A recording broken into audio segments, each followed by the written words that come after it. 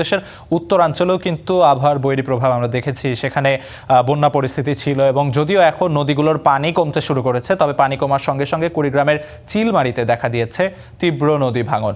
বিলীন হচ্ছে ভিটেমাটি, বসত বাড়ি আর নদী রক্ষা বাঁধ। এ নিয়ে আরও জানাতে চিলমারি থেকে যুক্ত হচ্ছেন সহকর্মী মোহাম্মদ জুবায়ের। জুবায়ের, ঠিক কোন কোন পয়েন্টে ভাঙন দেখা দিয়েছে এবং কি পরিমাণ স্থাপনা এখন পর্যন্ত নদীগর্ভে বিলীন হয়ে গেছে, সেই সঙ্গে ভাঙন ঠেকাতে কোনো ব্যবস্থা নেওয়া হয়েছে কিনা বিস্তারিত জানাবেন।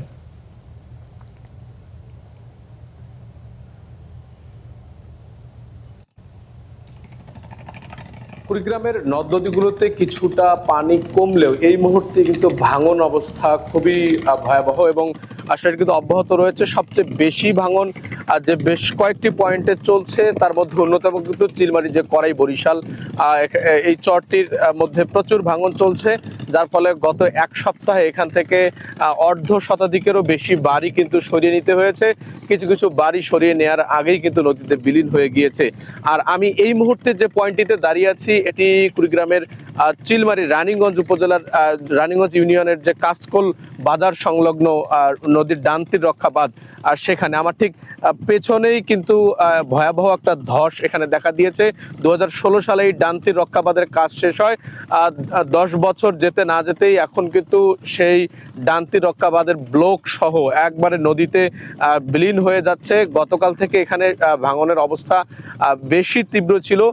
ইতিমধ্যে আমরা পানি উন্নয়ন বোর্ডের সাথে কথা বলেছি, তারা আমাদেরকে যেমনটি জানিয়েছেন যে এখানকার ভেঙে যাওয়া 30 মিটারের মধ্যে কিন্তু তারা জিও ব্যাগ বালু ফেলে সাময়িক সময়ের জন্য এটি যাতে না ভাঙে সেই ব্যবস্থা করার তারা চেষ্টা করছেন। তবে স্থানীয় মানুষ যারা রয়েছেন তাদের অভিযোগ এমন যে এই কাজগুলো আরো আগে করার কথা থাকলেও যখন দেখা যাচ্ছে অর্ধেকেরও বেশি অংশ নদীতে ভেঙে বিলীন হয়ে গিয়েছে এই ডান তীর রক্ষা বাঁধের, তারপরে কিন্তু পানি উন্নয়ন বোর্ড তাদের যে কাজ সেটি কিন্তু শুরু করেছে। যার ফলে এখন যে জিও ব্যাগগুলো নতুন করে ফেলা হচ্ছে, এগুলো সহ কিন্তু নদীতে বিলীন হয়ে যাওয়ার একটা অভিযোগ এখানকার মানুষজন করছেন। এই বাঁধটি যদি ভেঙে যায় তাহলে চিলমারি উপজেলার এই রানীগঞ্জ ইউনিয়নের আশেপাশের 10টি গ্রাম নদীর পানি বৃদ্ধি পাওয়ার সাথে সাথে কিন্তু তলিয়ে যাবে, প্লাবনের সৃষ্টি হবে, পাশাপাশি এর পার্শ্ববর্তী গ্রামগুলোতে তীব্র ভাঙন দেখা দেবে।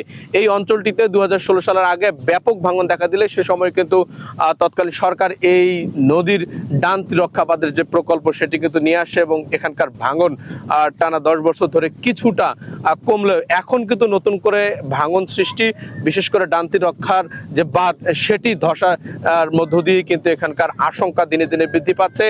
রাত দিন একাকার করে স্থানীয় মানুষজন পানি উন্নয়ন বোর্ডকে সহায়তা করছেন। তারা এই বাঁধ রক্ষার জন্য যে কোনো মূল্যে সরকারের ব্যবস্থা এবং দ্রুত যে কোনো উদ্যোগ গ্রহণের প্রত্যাশা করছেন। তো এই ছিল আমার কাছে কুড়িগ্রামের চিলমারির ডান তীর রক্ষা বাঁধ ধসের সর্বশেষ। জুবায়ের, আপনাকে অসংখ্য ধন্যবাদ।